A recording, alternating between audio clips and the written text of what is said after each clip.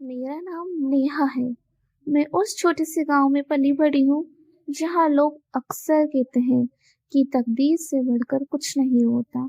लेकिन मैं हमेशा सोचती थी, क्या सच में, क्या तकदीर हमारे हाथों से भी बड़ी हो सकती है?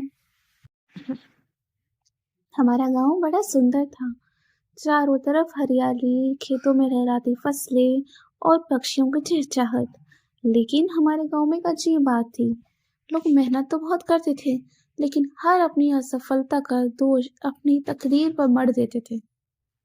मैं भी इसी माहौल में बड़ी हुई, लेकिन मुझे बचपन से किताबें पढ़ने का बड़ा शौक था। मेरे पिताजी मुझे बहुत प्यार करते थे। वह कहते थे, दुनिया में सिर्फ मेहनत और अक्ल से सब कुछ हासिल किया जा सकता है। पर माँ अक्सर हंसकर कहती थी, तुम्हारे पिता की बातें न सुनना। तकदीर बड़ी चीज होती। एक दिन गांव में एक व्यापारी ने गांव में आकर कहा कि वे शहर के मेले में अपने साथ गांव की किसी लड़की या लड़की को लेकर जाना चाहते हैं जो वहां की प्रतियोगिता में हिस्सा ले।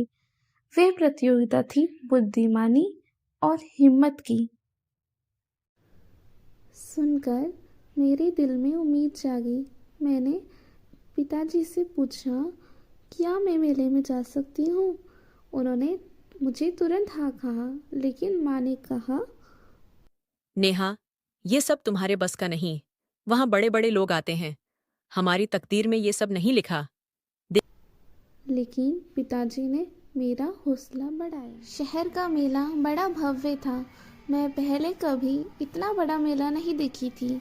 चारों तरफ झूले, मिठाइयाँ और लोगों की भीड़ का मंच भी खूब सजाया था। पहला चरण एक पहेली थी। ऐसी चीज जिसे जितना काटो उतनी ही बड़ी होती है, वे क्या है? मंच पर खड़े लोग सोच रहे थे, लेकिन फिर मैंने जवाब दिया, गड्ढा। जजों ने मुझे देखते हुए सिर हिलाया। मैंने पहला चरण पार कर लिया। दूसरा चरण साहस की परीक्षा थी। मुझे गहरी नदी पार करनी थी जिसमें धाराएं तेज थी। मैंने बिना घबराए नदी को पार कर लिया क्योंकि मुझे तैरना बचपन से आता था। जब मैं विजय हुई तो गांव लौटकर सबने मुझे बधाइयां दी, लेकिन माँ ने कहा, देखा नेहा, ये सब तेरी तकदीर का खेल है। मैंने माँ से कहा, नहीं माँ, ये मेरी मेहनत और अक्ल का नतीजा है। तकदीर वहाँ तक पहुँचाने का रास्ता देती है, उसे सही दिशा में ले जाना हमारी अक्ल का काम ही है।